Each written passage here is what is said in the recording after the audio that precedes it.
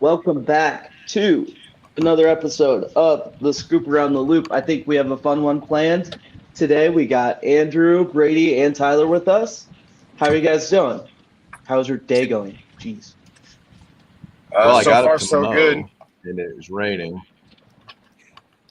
So you did not know. Instead I just came to the office to work. Oh, first episode in my new office. Yeah, give us a tour of all the stuff you have up. All right, so absolutely nothing so far. But there's the desk.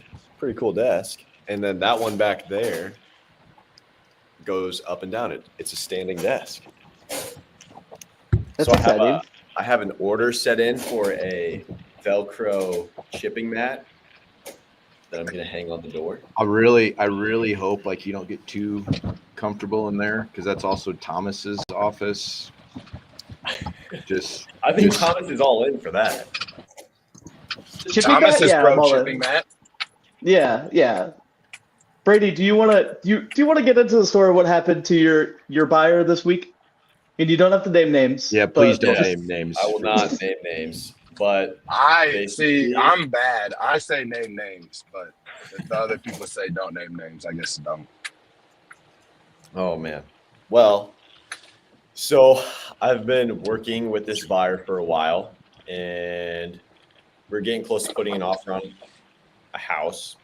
We're scheduling a showing, and then I didn't hear back from him for a couple hours. I'm like, okay, they're probably just busy. Then it was the next day, and I'm like, hey, just check in, see if you guys saw this. Want to get these scheduled. They're like, oh, the husband was in an accident and broke seven ribs.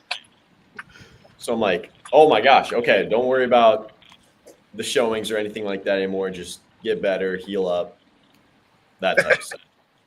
So then yesterday, I'm like, okay, still haven't heard anything. I'll probably send a text, just be like, hey, I understand if we need to put this all on hold. I get it, everything like that. And then I'm like, well, I mean, I could just try and look up the accident. So I looked up just to make sure like there was no one died or anything like that. It was super serious. And then I look it up. My buyer, first, last name, identified their vehicle, everything, was in a high-speed chase with the state troopers this past Hell week. yeah. And yeah, eventually crashed his car after a 45-minute excursion. And yeah. It was a 45-minute chase. That's how it went. Yeah. Just a little Oh, over. I think it was 48 actually, but same thing.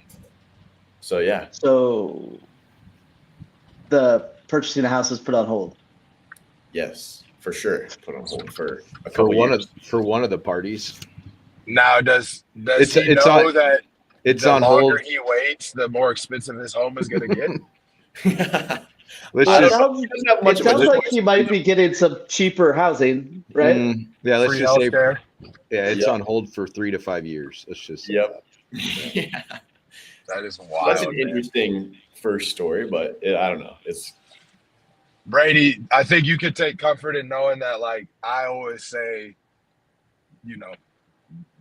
after you have a bad deal, usually a good one comes kind of not in your lap, but like it's gonna get made up for in some way, shape, or form. there's peaks and valleys, and we're in the valley right now, which means you got to go up to the peak. So. But keep in mind the valley dude is in. You're not in that valley. Could be worse. Funny because it reminds me, I think this was probably 2 years ago. I had a buyer lead that I got online, and I think we probably had 4 to 5 like really good conversations. And I was like, I'm really close to getting this guy touring a house, offering on something. And then he just ghosted me for like 3 months. And then finally I did exactly what Brady did. And I looked the guy up on Google just to see if any news articles point up, and he had died. So it wasn't a personal attack. He just could no longer reach back out to me, unfortunately. he was literally ghosting you. Yeah. But Side note, real quick, Andrew. I just got done showing houses, so that's why I'm being unprofessional and recording this in my car. But I'm at this on-ramp on 2nd Avenue, and there was a sign that says Frenchie puppies for $35. Something tells me you shouldn't buy that Frenchie puppy. But anyways, go ahead. My old job, before I got into real estate, I was in advertising, and I had to reach out to all of these dealers, Lennox dealers in Texas, and like I don't remember. I probably had 100 of them. There's this one guy. I'm like calling him, and this is like over a month period. I'm like, hey, like trying to get a hold of him, leave a message. Got a hold of somebody a couple times. I'm like, hey, is Luis available? Like, and they're like, I don't know where he's at. He's at lunch right now, I think. And I'm like, okay, cool. Can you have him? Can you have him call me? Yeah, we'll call you back. This went on for like a month, and I was on a call once with kind of the district manager for Lennox, and they're like, hey, he actually he was murdered like a month and a half ago. And I'm like, well, first of all, like how, these employees are acting like he was around, but he got murdered by his wife and his mother-in-law, and they had chopped him up and put him in barrels in the backyard. Yeah. So And the place of company that you were what's that? The place of the company you were reaching out to just didn't tell you that for like 6 weeks? No, they were like, yeah, he's at lunch right now, they would say, or like, yeah, he'll yeah, I don't know what he's doing. We'll have him call you back. So I don't know if like were you talking to the wife and mother-in-law? No, just whoever was answering the phone. No, it was other dudes, but yeah, that was wild. And then I looked it up, and sure, like it was a real story. And I really liked talking to the guy. He was a super nice dude. So I don't know what happened. But that's cool. So it's not a real estate story, but that's a work story, I guess. Tyler, you have anything crazy that happened to any of your buyers that put the search on hold? I have a couple of stories that come to mind, but I got one kind of sort of related to Brady's. I was helping a dude that was my age a few years ago. So, we were mid-20s. And he wanted to buy a house. He couldn't quite do it by himself, so he got his dad to co-sign. And everything was going well. He was pre-approved. His dad's well off, so they had, they everything was good financially. And we were showing houses. Thought we found a house that we liked. We left that house and we were like, let's set up a second showing to get the buyer's mom, the co-signer's wife, to come look at it, which is a common thing for first-time home buyers, especially young first-time home buyers, to get the parents to check off on it. So went home that night, didn't text him. The next day I texted him saying, hey, you still interested? No answer. Text came saying that the house is about to sell. So I texted him that, no answer. A couple weeks go by and he texted me saying, hey, I just want to apologize. Like some stuff, a beef basically came up between me and my dad. They were looking at my bank statements and didn't like some of my spending habits on some recreational things, if you get what I'm saying. So all that kind of, long story short, he's like, I'm going to put it on hold for a little bit. And so I was like, okay, yeah, fine. I get it. Figure that out with your dad. I didn't hear from him or see anything from him on social media for 6 months or so. And again, they had completely put it on hold put buying a home on hold for the foreseeable future. So I didn't really think of anything of it, but I was like, it's kind of weird that I haven't even seen anything from him on social media. So I looked his name up, and sure enough, he was on trial for federal gun and drug charges. He was selling drugs beyond weed, got his house raided. They found legal firearms, but like they were, civilian M16s and stuff like that. They were assault rifles. And they're all legal, but when you have firearms involved in a drug, it turns into illegal use of firearms or illegal possession of a firearm. So now, from what I can tell, he's in like prison for a decent amount of time now. Again, great dude, had a pretty successful basketball career, comes from a great family. I don't know what he was doing getting into that space, but a couple months ago, he popped up on Facebook and sent me a friend request, but his profile picture, he's in a state penitentiary in, prison issued clothing. It's like one of those. It's like, how do you get a phone in there? Yeah, he's obviously been doing well. He's well behaved in prison because he has access to the internet, I guess, every once in a while, or they're out of his business to where he can hide a phone or something. But yeah, in short, that was a buyer that I thought was lined up. But he's in prison now too. So, and there's a couple other stories that not nearly as bad like that, but different stories of like couples breaking up.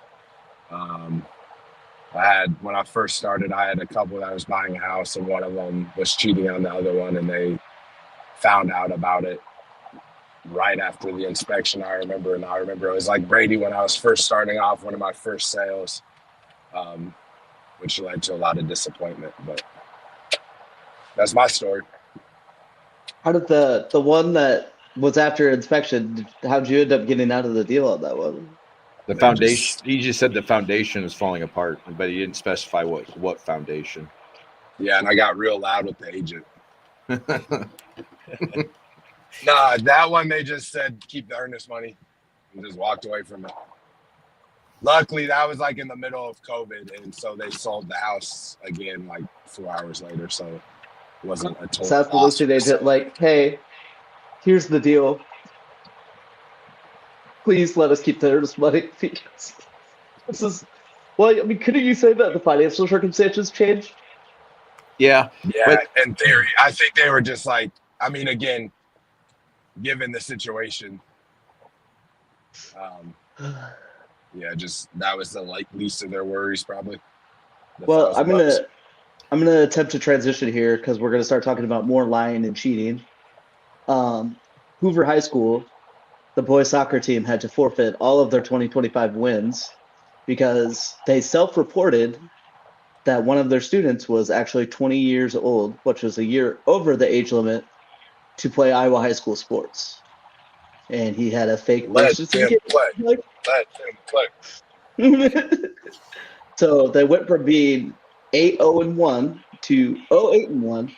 And I learned this week that Iowa high school state tournament for soccer, every team qualifies for the tournament. So they're still in the tournament.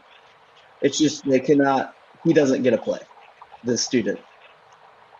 Was he good? Was he good? I have no idea. So I know, and 3 of us know the same person. I know a local high school soccer coach, and I asked him that, and he said that he was a contributor, but by no means was like a focal point. So with that said, I think, regardless, other than seeding, I think Hoover still has a good chance to go win a state championship, to be honest. Sounds like, because they're pretty good. That would be the funniest, like, looking back on, like, the yearbook. Be like, oh, yeah, we did go 0-8, but still win state. Like, yeah. First team ever. I find it funny that they zero wins in the regular season. They get to keep that tie. You don't have to forfeit the tie. Well, what's the opposite of a tie? I mean, in theory, I guess you could argue that. Didn't they be 0-9? If they didn't have that 20-year-old, the other team could have won. Yeah. I guess. Self-reported, though? It was self-reported, yeah. Hoover figured it out and reported it to the... So they were like... Because I guess if they don't and then they win state, then they lose the championship. They get stripped. Yeah. And again, I think they're one of the favorites, again, from talking to this other coach, they're one of the favorites to win it, even without the guy. But it's just kind of, so our dad went to Hoover, and some of his siblings went to Hoover. My wife went to Hoover. So my brother-in-laws went to Hoover as well. I know a lot of people from Hoover, and they're just kind of having a rough go at things lately. And this is just kind of the most Hoover thing that could happen to Hoover. Like they canceled their football season for next year because of lack of participants. Softball, same thing. Baseball, it's multiple Des Moines high schools, isn't it? Yeah, so North. So they're combining them. So, yeah, they're combining them, but it's not Hoover, it's North. So it's just kind of, for lack of a better word, kind of shitty. I mean, again, did it to themselves in this case. But you know, the one good thing that Hoover had going right now was their soccer team is really, really good, and then this kind of puts an asterisk on that. I think the biggest question I had was for Brady, and how did this happen in soccer before baseball? That's surprising to me. I have no idea. Because I'm sure it's probably just not in Iowa, but I'm sure there's. No, yeah, it's people. not in Iowa, but I'm sure there's like Carlos and Benchwarmers, IM12. Yeah. Probably a lot like that, you know, in Florida and Texas and California and Arizona. I'm sure that's definitely a thing. I mean, I have two buddies down in Houston that are really deep into like AAU basketball. And they coach for pretty successful programs, and they'll send me clips all the time online where it's like, yeah, you know, Joe Smith, class of 2020, whatever, and he's a sixth grader. It's very clearly he's not a sixth grader. I don't care what anyone says. It's just clear as day, physically impossible for this kid to be a sixth grader. Or like those clips you see online of the kids like just being a foot taller than everyone else. Like, yeah, like he's a sixth grader, but he's not 12. Yeah. You know, he's 15 years old. You know, in those cases, like I think my buddy gets kind of frustrated because he has to coach against those kids, but I try to tell him, you know, sooner or later, everyone else is going to catch up. And that kid's been playing against kids far below his skill level, you know, whereas the kids who are actually playing by the rules are playing against kids at similar skill levels. And that's what ultimately is going to get them better in the long run. But I think that'll be more and more common in youth sports as parents spend more and more money on youth sports and are looking to get an investment out of there, or, you know, a return on their investment in their kids' youth sports. They're going to start tiptoeing that line of, trying to get away with stuff like that, I think. Yeah. All right, let's go to the next topic here. I saw this on Reddit. I've been pulling a lot from Reddit lately. This was a story about a house being under contract, and they had originally agreed that the seller would pay closing costs, but when it came to appraisal, the house appraised for $24,000 less than their agreed amount. And because of that, the seller now wants to no longer pay the closing costs that they previously agreed to. So, Andrew, do you want to quickly walk through for people to learn what happens when an appraisal comes in low? Well, first of all, I don't believe that appraisals should matter on arm's length transactions. An arm's length transaction is when, you know, essentially you're not related. The buyers and sellers aren't related. Yep. And if you put your house up for sale for $200,000 and you have a buyer that's willing to pay $200,000 and they're pre-approved, all that stuff, and for that amount, I don't think that it should matter what the appraisal says. I just want to make that clear, because you're just trying to establish market value. The appraisal is just trying to confirm market value. Well, the offer in the contract confirms market value, in my opinion. Now, what happens, we have a contingency in our purchase agreements that say this purchase price has to appraise. Lenders want it in there. And so if it does not appraise, so again, you're looking at a $200,000 house. If it appraises only for $190,000, it's like a whole nother negotiation that has to take place where, you have to decide, Mr. Seller, are you good at 190? Do you meet in the middle? Buyer, then has to, because their loan amount's only going to be based on the appraised amount. The buyer might have to pay extra out of pocket if they're going to change that. It kind of puts the seller in a tough spot, because now it's been appraised at 190. How are you going to get it appraised for more next time if you were to cancel the deal? So it's really kind of it's in there as a safeguard for a buyer, but it does, I think, present some challenges. With that said, in all my years of doing this, the only house that I've ever had an appraisal issue on, listing wise, knock on wood, is my own house that I was selling a private party before I became an agent. That wasn't even for sale. My house wasn't for sale. Someone offered to buy it because they're looking for a house like mine. And they gave them a number. They were good with it. And literally that's the only house that's ever, it came back like $2,000 less than what our agreed to price was.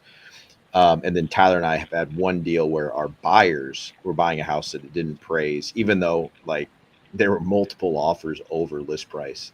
And so, it benefited our buyers in that case. But I think our buyers, correct me if I'm wrong, Tyler, but I think our buyers I think they came up with 7 extra. It appraised for 15 under the agreed price. So they met in the middle. They paid $7,500 different, and then the sellers came down $7,500 on the price. So, anyways, that's kind of the process. How did that when you were representing those buyers? How did that negotiation go? Did you guys start it off by asking the seller just to come down the total amount that it was? No, low? I think we just kind of from the jump said, hey, like, this house is clearly more than what they're appraising it for. So if you can just come up a little bit, we kind of had this conversation with the buyers, like the equity's there, as evidenced by the multiple offers that are, Right. were in line with your offer. And so, that we'll try to get the sellers to come down a little bit, but honestly, like the equity's there. You're putting the extra $7,500 down, but you'll get that right back in the equity. So, but it was 5 years ago, so I don't remember everything about it. Yeah, and I think the market was obviously really different then too 5 years ago.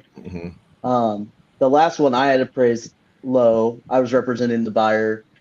Well, I guess it didn't technically appraise low, but there was repair requests that needed to be done, and it was one of those things that the seller was kind of put in a spot where they had to do it. Because the seller was advertising the house as it was FHA compatible, and they needed to do those things to make it FHA compatible. So they just ended up doing it and coming up to the appraisal request.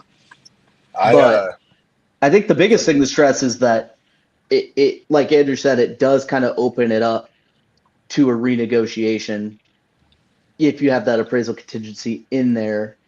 And that's why you have those contingencies in there, is to give yourself a shot to make the deal make sense for you again. Because there's a lot of buyers that if it appraises low, they're putting such low money down that they don't have the ability to bring cash to bring it back up to the original purchase price.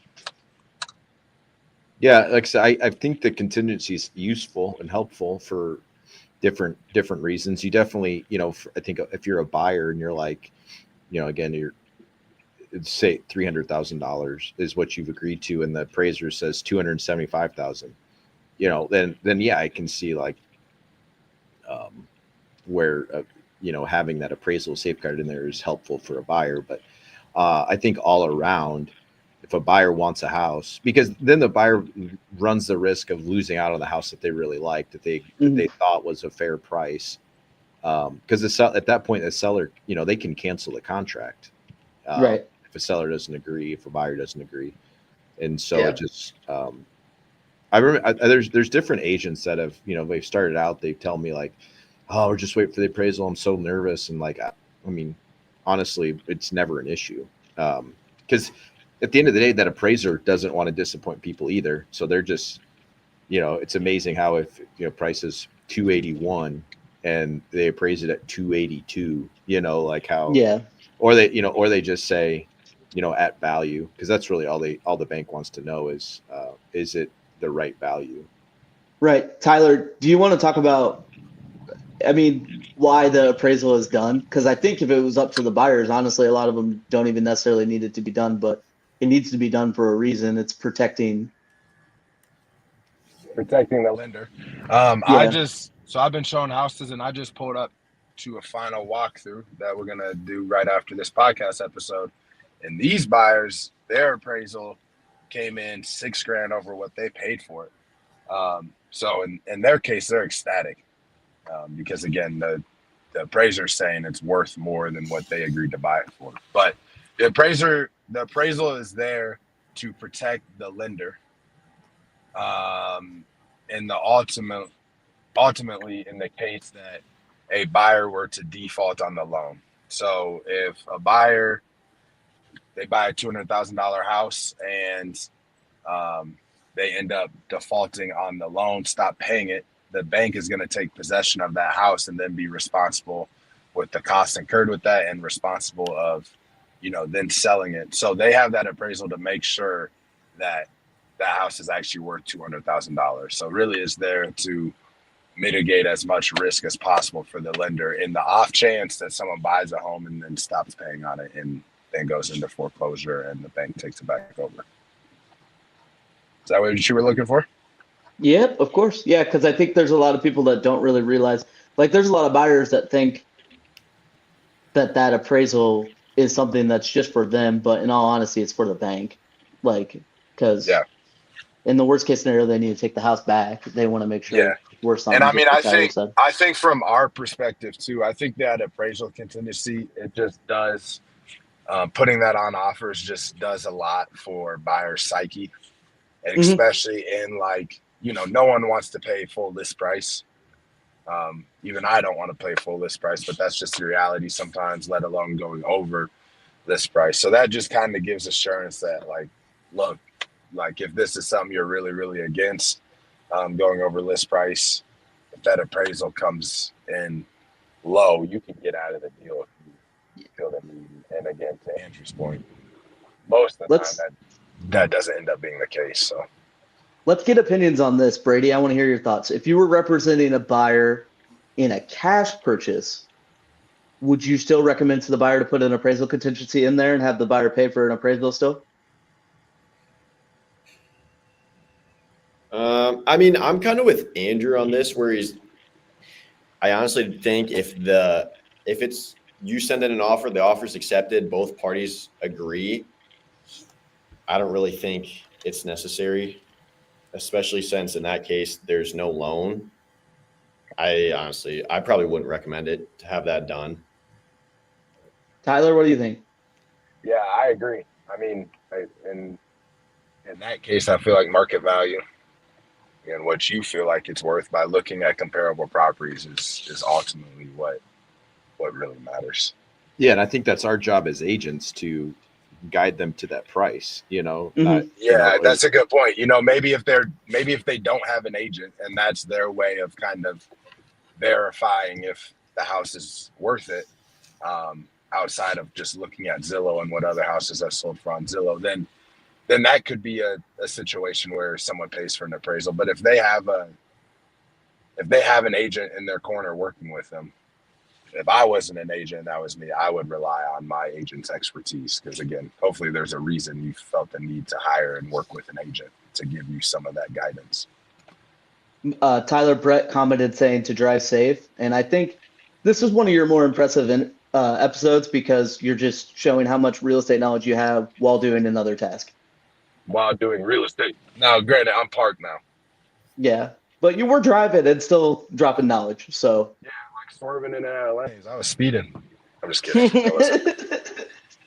Okay, let's talk about what does or doesn't get included, because this was another story that I found on Reddit that in the purchase agreement, they clarified some certain things were staying, and it came to a week before closing, and the seller had taken some of these appliances. So, Andrew, I think you do a pretty good job of explaining this to people. When you're writing up a contract, what is assumed is staying with the property? Well, it's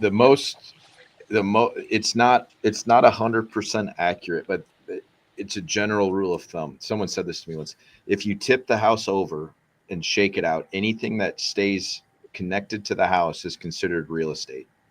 So your bed falls out, that's personal property. If the TV on the wall, the TV mount doesn't fall out, the TV mount's attached to the wall. A picture frame is not attached to the wall, it's attached to a nail that's on the wall. It's hanging on, so the picture frame itself is not considered real estate. But yeah, so anything that is attached to the structure itself is considered real estate. And at the end of the day, our purchase agreements have, window treatments, because a lot of those things are kind of custom. Blinds are custom to that window. TV mounts are considered real estate unless you take them off. But I always tell people, like, just include them, because then you have to fill the holes, you have to paint, you have to do all that stuff. Just include them, include the hardware that goes with them. Heck, when we sell our house, I'm leaving my TVs because I want new TVs anyways. And so ring doorbells. Ring That's one people doorbells are attached. And so what you're showing here, this little post, at the end of the day, if it's not in the contract, it's not a part of the deal. If it's not written in the contract, it doesn't exist. And so this particular case, they're saying it was in the contract, so it would be a part of the deal. But like we had one recently where we had in the listing description a hot tub, but they didn't include the hot tub in as part of included items. And you can get into, there's things, that attach to the hot tub that might be attached to the house, but the contention was that it was in the listing description that it was included. But what we found out was the listing description is just marketing. It's not a contract, because my argument was the purchase price that was listed, or the listing price, is not the same as the purchase price in the contract. So if we're going by what the listing description says, then the contract has to reflect what the listing price was. If it's not in the purchase agreement, it doesn't exist. In this particular case, like, it was more advantageous for everyone for the hot tub to stay, because then the seller has to pay and arrange for the hot tub to be moved. So anyways, yeah, shake the house. That's what's included. That's what leaves with the seller. Do you guys have any stories of miscommunications as far as this goes, and you ended up having to buy appliances to put into the house? No, but I will also add to what I just said, that one thing I'm always very specific on is the things we saw when we showed the house. So because we've heard stories of people swapping out appliances, so the refrigerator we looked at on May 1st is what's included in this sale. Mm-hmm. Yeah, if you want to get really paranoid about it, you could save listing photos too. So if they do try to do the old switcheroo and everything like that, you can always pull that off. I only had one seller switch, and thankfully they were really good about disclosing what they were going to do. The fridge that they were going to include was in the garage, and in the agent remarks, he had his agent say, fridge in the garage is what's going to get moved into the kitchen. So when I wrote up the purchase agreement, that's just what we wrote. Fridge and garage included, and it was. Was it a decent garage or a decent fridge? It was actually the newer fridge. I don't know what they were so attached to the one in the kitchen for, or maybe they just knew it didn't work and they didn't want to deal with my buyer complaining about it not working. I don't know the whole story, but we were happy with the fridge that we got, and everything like that. But yeah, I think it's really important if someone put my garage fridge as a main fridge, because my garage. Such a Midwestern thing to have a garage. Beer fridge. And yeah, frozen. There's a bunch of beer and frozen steaks in my fridge. Frozen steaks. This house, again, that I'm about to go to this final walkthrough for, when we originally offered on it, I assumed that sellers are buying a new construction house, but they wanted to take the fridge and the washer and dryer, and they listed both of those things out in the purchase agreement. But we offered on it and just offered on them anyways. And they just accepted it. The agent never said anything like they agree to leaving the appliances, that type of thing. So I just kind of went with it. Well, the buyers got their appraisal report back, and none of the appliances were marked on there as included items on like the appraisal report. So they had a brief moment of panic, and so did I, just because it wasn't marked on there. But I clarified with the agent, and she said they're leaving them. I guess I'm about to find out in like 20 minutes. And it just sounds like the appraiser just forgot to mark them on there. I just kind of disregarded it because the value was there, I guess. But that's one thing that I've told buyers. Sometimes you'll see appliances marked as not included. If you want them, I'd say just ask for them. And if they say no, you were expecting that. But a lot of times I feel like people say that they want to take it, but if it's means getting a deal done, they're more than willing to leave it. I mean, at the end of the day, it's just money, right? That's how I act like I've got a lot of it. But it's if it's me, like I don't want to have to worry about moving it.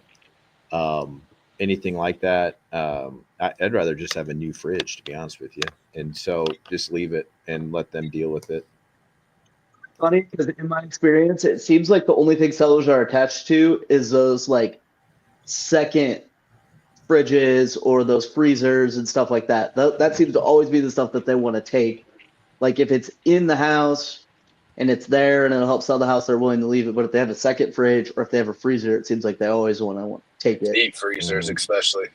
Yeah, and then the other thing I've run into is there's some sellers that have water softeners, and it's assumed that they're going to be staying with the property because who's going to uninstall and move a water softener? But a lot of them are leased, and they don't clarify that in the purchase that this isn't an owned product; it's leased. So if you want it, you have to pick up the lease and start paying for it. Otherwise, one thing I've noticed too, and maybe you guys can confirm or deny my thought. I've noticed that like in higher end properties, they're higher dollar, higher value properties. Those sellers seem to be the ones that are more quote unquote stingy with their appliances. It always seems like they're the ones wanting to take their fridge and their washer and dryer, whereas like, first time home buyer homes, those sellers are, just kind of expecting that they have to leave that stuff. I don't know if you guys feel the same way, or if it just bugs me more like when a seller of an $800,000 home wants to take their fridge. I think there's some situations where the seller did a lot of research and bought a specific appliance that they really, really want to keep because it worked out really, really well. Like I had a seller once that literally, if they didn't get full asking price, was going to take the dishwasher because it was the most quiet dishwasher that they'd ever had. And instead of just buying a new same dishwasher, they really wanted to keep that one because they knew it worked really well. I'm just going to grin and not say anything. Like it's just the way it is. All right, you guys ready to talk about shoes? You guys have been begging to do this for the last few weeks. Look at that boy. Brady, you're just gonna have to chip in and ask us questions when we're not clarifying things, okay? All right. All right. So this is me back at. You have to sell me a pair of shoes. I'll ask you questions. I'm gonna sell you 2 pairs. Two pairs. I need 2 pairs. Start it off, Thomas. This is me back in my prime. To start this off, I wanted to just write down 5 tips that I think everyone should follow when buying running shoes. I think 1, they should get measured and make sure that they are still wearing the correct size. I got to interrupt you real quick. We'll hop in there right now. You look like a snake oil salesman in that picture. You look like you're trying to push visas on people. You've been walking 15,000 steps every day too. I probably sold a Visa that day. Let's be honest. I know you did. I know you were pushing Visa hard on people with terrible credit. Doesn't it look like it? Like, listen, you can get a sweet deal on these shoes if you ruin your credit. You're gonna get $15 off and a free T-shirt. Like, let's do it. Or a mug. So make sure you're wearing the right size. And right size is also dependent on what stage you're at in your training too, because once you start getting into those 20-mile plus runs, you're going to probably need to go up even bigger because of how much your feet swell up. And there's a lot of people that assume I got my feet measured back when I was 18, 19. My feet have never changed size since then, and that's more than likely not true. My brother is a test case on this. He worked in a job for 5 years where he was on his feet all day, every day, and his feet did in fact get bigger. And I will throw this out there too. If you lose like a crazy amount of weight, like closer to like the 20, 30 pounds type of thing, your feet might actually get smaller as well too. So that's something to think about on top of that. If you are seriously getting into training, I highly recommend that you get 2 pairs of shoes. And the other thing that I would toss in there, we kind of touched on this last week, I would consider getting 2 different styles as well. Running, especially if you're trying to run fast, is a pretty high intensity activity. And if you have 2 different styles, it is putting wear on different parts of your feet, so your feet will get less fatigued. And because you have two pairs and you're alternating them, the shoes will also get less fatigued as well, and they will last longer and make it more budget friendly. I know that kind of is reverse of what most people think, but you will save money by just buying two pairs at once. The day that you're going to get serious about running, I would, once you figure out what type of shoe you need, I would try on absolutely every single brand. I would not just stick to the brands that are currently the best selling. I would try on every crazy thing. Andrew can touch in on this. Saucony has never been the best selling brand, but that's still the one that fits your foot the best, correct? Yeah, I mean, and I think it's because people just it's hard to find a good Saucony shoe. Honestly, I think Asics, Brooks have the market cornered on marketing and advertising and all that. So that's what everybody hears are those brands. But Thomas, real quick, why why are you qualified to talk about this? Some people don't know. I had let's tally it up here. I started selling shoes in 2013. Sold shoes for 2 years at the sold shoes for 4 years at the Cedar Falls store. Took a little bit of a break from selling shoes, sold some clothing, and then went back to selling shoes in 2016 and sold for 2 more years. So I sold running shoes for 6 years, and off and on I've been running for 15 years now. Yeah, I've been in different types of running shoes. So Thomas obviously doesn't want to say it. Thomas was the shoe shop manager at Shields. So I think that's why he has a lot of credentials to it Shields, and a lot of at Shields, me and Andrew were part-time, but full-timers, they go through even more product knowledge meetings and stuff like that than.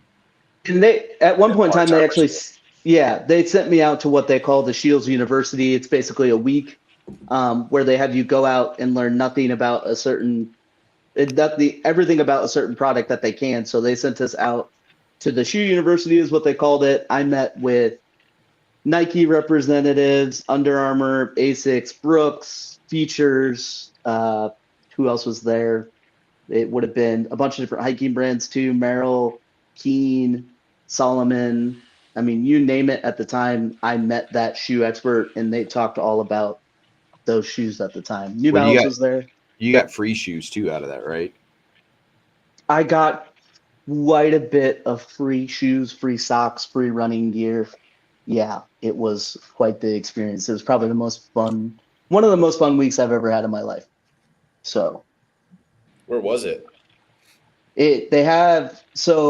Shields corporate is in Fargo, but they host all the universities in Sioux Falls, South Dakota.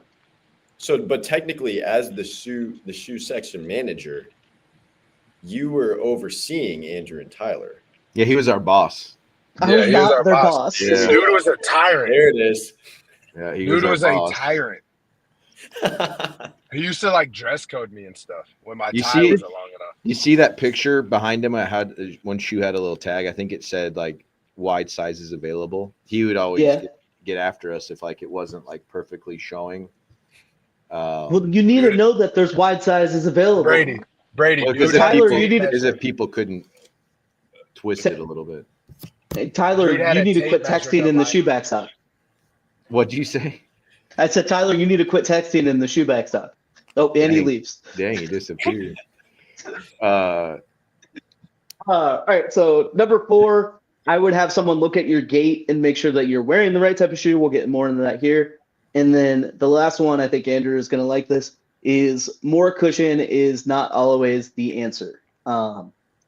This I don't think is big of a problem as it used to be, but I would often have people come in, and there was a really popular Skechers memory foam shoe at the time, and people wanted to run in that because it was super, super soft, and they thought that would be their answer to running. You got to think about how much impact you're putting on the ground when you're running.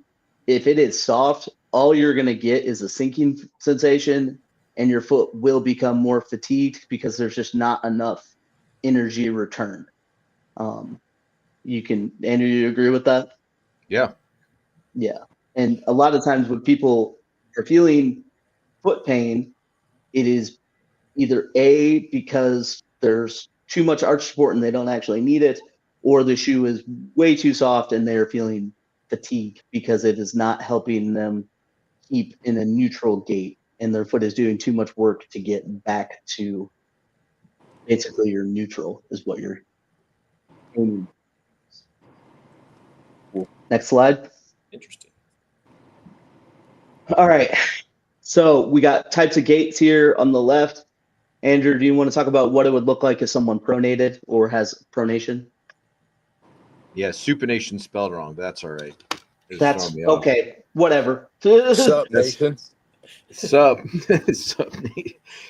So if you pronate, or over pronate is when you roll in, and so you're walking and you're naturally kind of it's a result of not having arch support essentially, and so knee knockers. Yeah, and so you for something like that you would need arch support.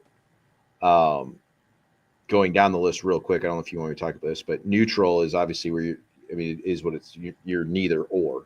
You're just right down the middle, and then supination is where you're on the outside, meaning you have really strong arches. So the higher your arch, the more you're going to supinate. And the easiest way to tell if you're a supinator is look at your shoes. If the outside of the heels are worn off, it's because you supinate. Or if you look at when you get out of the shower, look at like your wet footprint. The less of your foot you see, like the more of a supinator you are.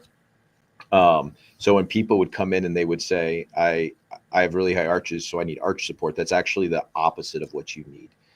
When you have high arches, it means you don't need support. And so we get people would come in and say they want to, they need arch support.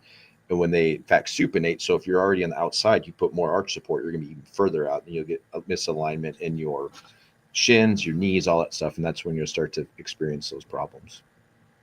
Yep. Andrew kind of touched on it too. I have some just tips.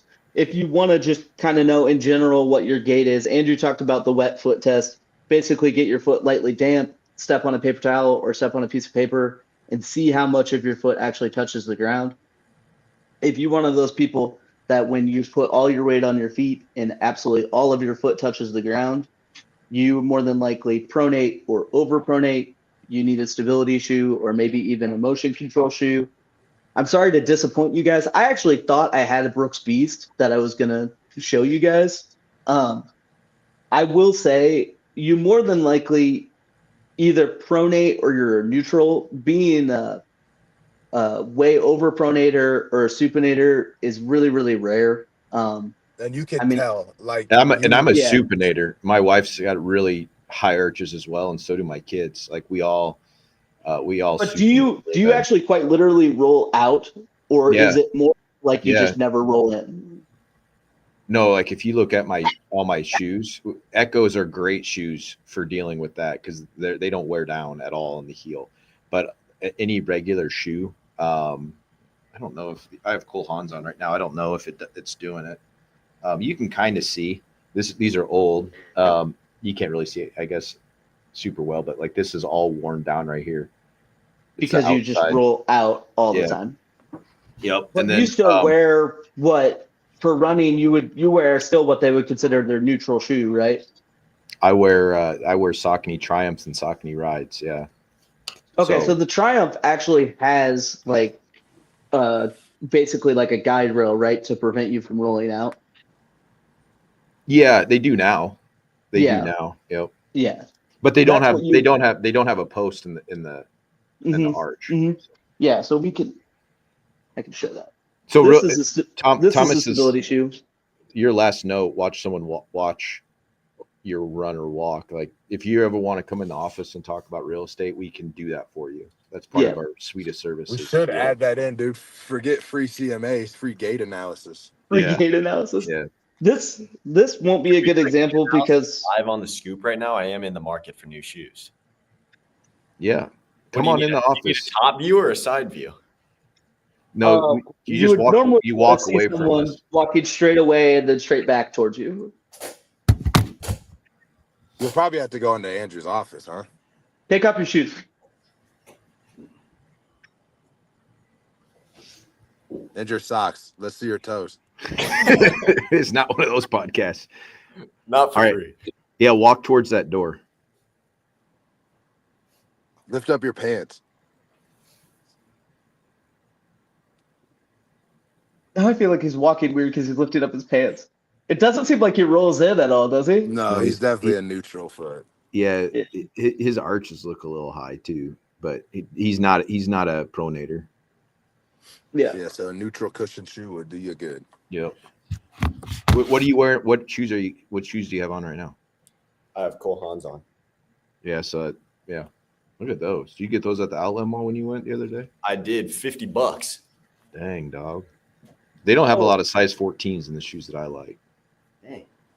As far as the wear pattern thing goes, though, if you have a pair of running shoes that you bought that you've just been running in and you've never had anyone look at your gait, this isn't 100% true because it could be the shoe that's making you do this. But in general, if you look at your shoe and it's wearing a lot on the inside, that more than likely means that you're pronating in quite a bit in that shoe.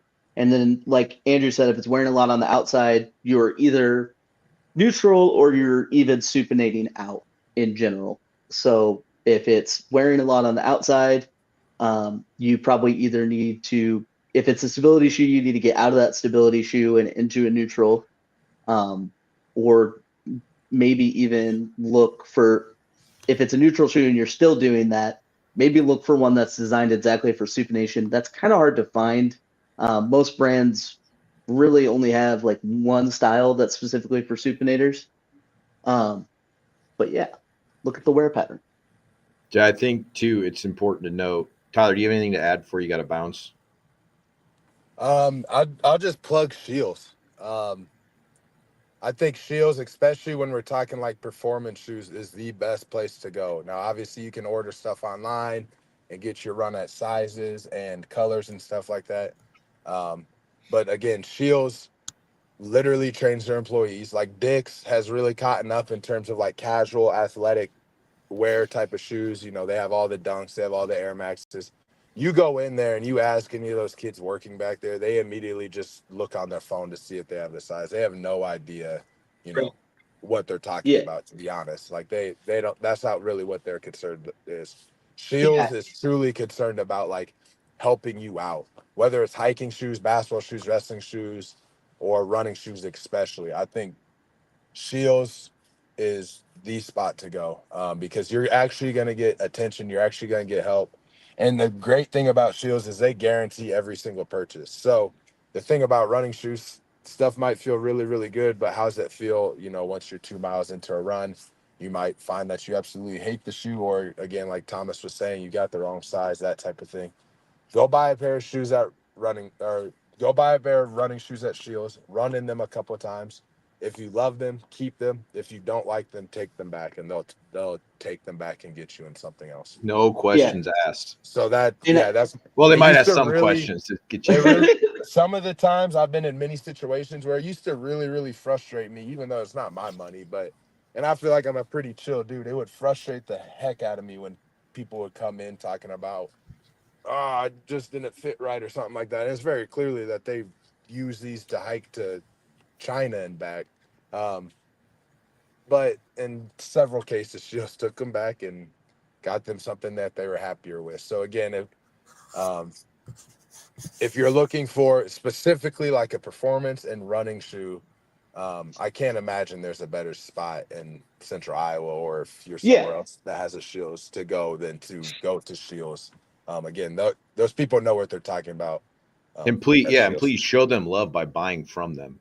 You know, like don't just go in there and buy, try it on and buy somewhere else. Like, and they'll price match, they'll do all this stuff. Like, unless you're me, your shoe color isn't actually going to make you look faster. Okay. Yeah. So and I would the say color that they got. Yeah. On top of, not only do they have sales associates in there that know what they're talking about, I think they have better selection than some of the other shops that are in the area that have sales associates that know what they're talking about. There's other places that definitely know a lot, and I think it's gotten even better since we worked there. But they have a wide range. They have every brand, and they have Multiple colors and certain styles. 4 or 5 models in each brand at the very, very least. Asics and Brooks, they have even more models, New Balance, but Shields, they have Hoka, they have Ons, they have, and then all the bigger name stuff. But again, that Shields guarantee is hard to beat, and they price match, assuming that the website's legit. So if you do see it for cheaper somewhere else than what it is at Shields, they price match. I hear a lot of people complaining about Shields that it's expensive. I'm like, no, it's not. It's the same as everywhere else. But two, like, they price match. They'll match whatever price if you can find it cheaper, and as long as it's not like an eBay or something like Yeah. that, where it's very clearly just an And individual seller selling something. it's expensive too because they have the newest models and they have the best brands and best product that those brands make. Yeah, they But don't even carry a Vila or whatever. They don't carry Puma running shoes because those are hot garbage, and Yeah. Shields doesn't do So, that. So I mean, yeah, they'll carry them, but like like the Asics is a good example because what's the is it the Contend? Is that like the base model there's the ASIC? or Contend like and the then there's the Torrent. Venture. Yeah, so like it's like Kohl's sells those too, Yeah. and their prices are similar. So people just think, well, A6 Kayano is $160 or whatever. Like that's an expensive shoe. But if you need the stability, like it's worth it's worth the extra money because if you need the stability and you're running in a contend, you're gonna have to buy 4 contends by the time that Kayano wears out, and you still don't Well, have the protection, or you buy the contend and put an arch support in it. Like you're still spending money. You may as well buy the shoe that's designed for your foot. and on top of that, too, like it's not just about is this shoe gonna last me a long time? Is the shoe gonna be very, very comfortable while I'm wearing it? And am I going to keep up this habit of running and not be set back by having foot injuries because I'm just wearing the wrong shoe for the wrong thing? Because I think that was another thing that would happen all the time when I very, very first started. Cross trainers were more popular than they had ever been, and people wanted to buy that as their sole running shoe when a cross trainer is designed for agility workouts, for weightlifting and stuff like that, and it's a heavier shoe, and people just weren't comfortable running in those shoes because yes, you can run in them, but they're not designed specifically for running. Yeah, there's a If that makes walking any sense. shoe. There's in a run. I used to when I first started running years and years and years ago. I was running in a New Balance. It was a walking shoe, and I looked like a running shoe, but I was like, why are my knees hurting all the time? Because it's designed for a different type of strike. Mm-hmm. So yeah, at the end of the day, like one of the things I always would hear people come in the funniest kind of ironic thing that people would say would be, I need a good cheap shoe. And I would always answer that by saying, well, those are two separate things. And you always pay for your shoes. You either pay right now out of your wallet or you pay later with your knees, which is more expensive than to deal with. So Yeah. get the right shoe. It might cost a little more money than you want to spend, but at the end of the day, it's going to be better for you. And so, yeah, look at this picture, by the way, of us. Like I think we all were in real estate at that time, just starting out, but we had no beards. So on what you mentioned on price, I hate to kind of discount what we said about Shields, but once you do find that brand and that style that you like, I would either talk to that Shields associate or just do some Googling and figure out when the next model is going to come out. And then once that new model, the replacement model comes out, I would start aggressively shopping, like checking in at Shields or checking on that brand's website. And as soon as they put it at a discount that you're comfortable with, go ahead and just buy multiple pairs right then and just have that shoe stocked up because there was nothing more annoying. Actually, this is a perfect example of what I'm about to talk about here.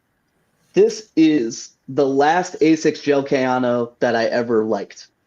This is the A6 Gel Kayano 24. This probably was 2013, 2014, I think, maybe. So they're probably on like the 33 now or whatever. this was really, really comfortable. The next year that they came out with the shoe, it became less comfortable and it broke down quicker. And I wish at the time I would have bought like 4 or 5 pairs of this shoe, but I didn't. So a little bit of a learning lesson there too. I do have a question for you guys. So What's up? I have like 2 kind of daily shoes. One of them is the On Cloud, just like the basic one, which Yep. I've heard they were super popular when they came out. And now apparently they're terrible for you. Why are they terrible for you? That's just what I've heard. I went to Shields and they were like, yeah, it's not great for your foot. Because the ons are probably way up in the back in a corner. No one wants to walk up there and get them. Yeah. But then Were they telling you that it was terrible for your foot specifically, or they just said they would recommend something else? Like they didn't do any diagnosis or anything.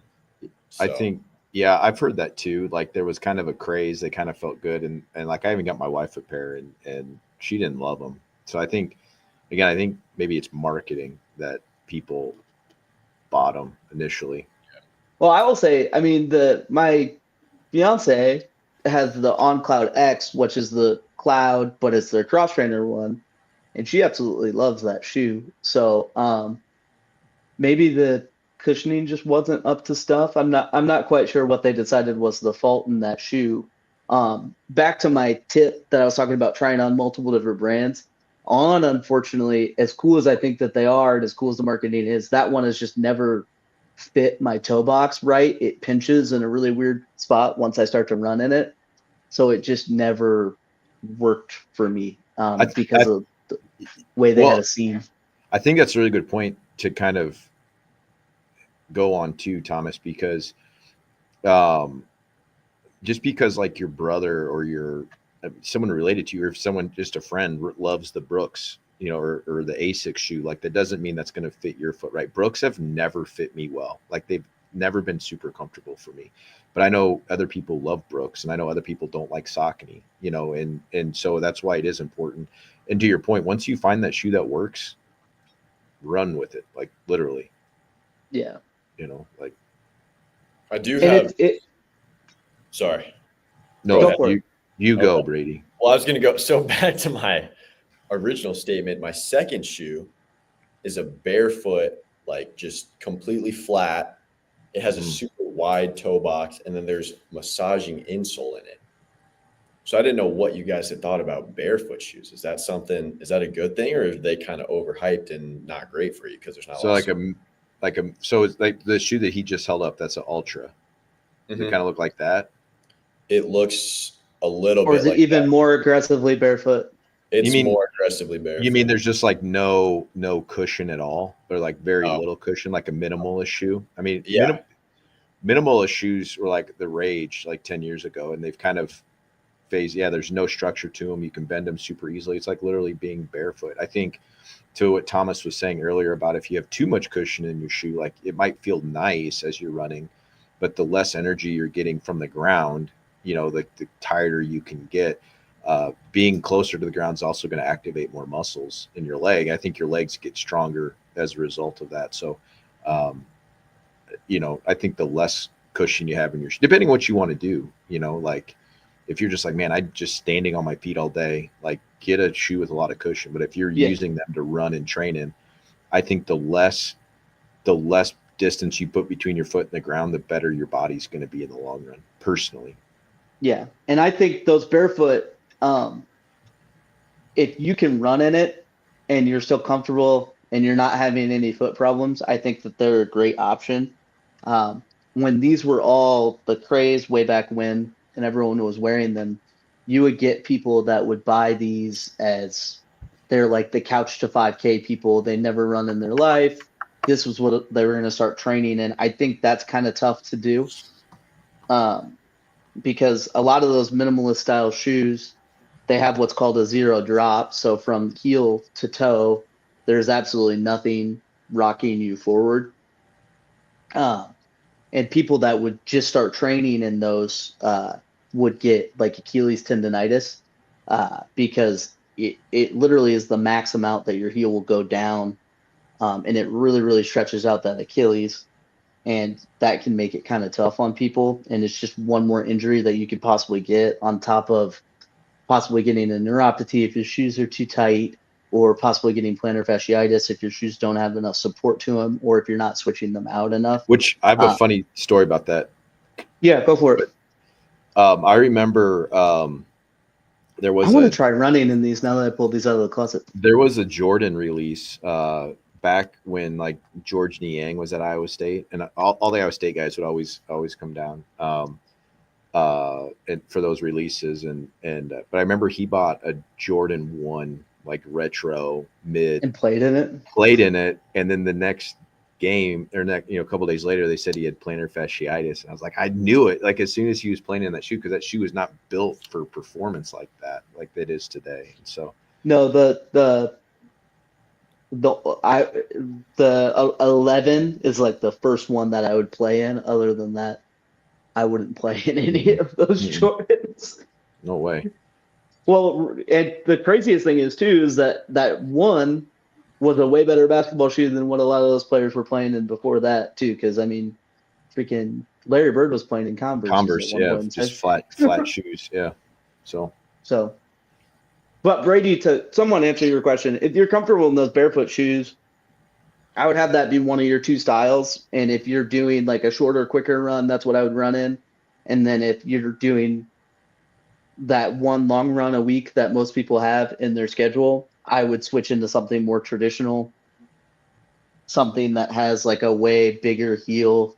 Because the longer you're running, the more likely your foot's going to be striking on the midfoot or the heel. That's when those traditional running shoes come into play, and that's when you would need that extra heel strike. So, all right, sweet shoes. All right, Andrew, do you think we nailed it? Man, I could talk about this all day. At the end of the day, whether you're looking for real estate or shoes, we can find you the right fit. Just remember that. Yeah, and then if you want your gait analyzed, go ahead and upload a video, just like what Brady did, and put it in the comment section. We'll analyze everyone's gait. Yeah, or you come in the office. We'll get you coffee too.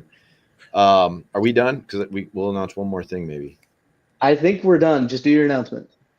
So we announced on Facebook, we have, and then you did a video with her last week, but Daniela Downs, it's Daniela, it's not Danielle.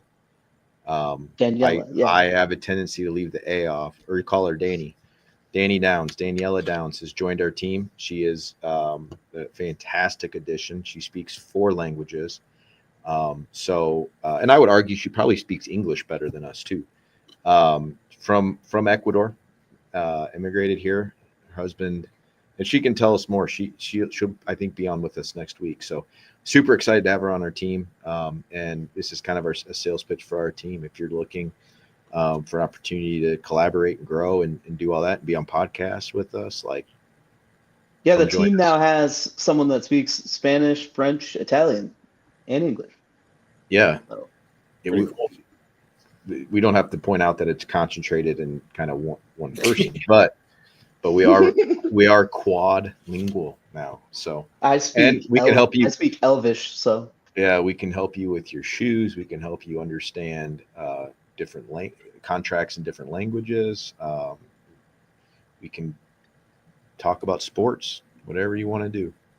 Okay, cool. Awesome. Everyone have a good week. Thank you so much. Peace out. Later.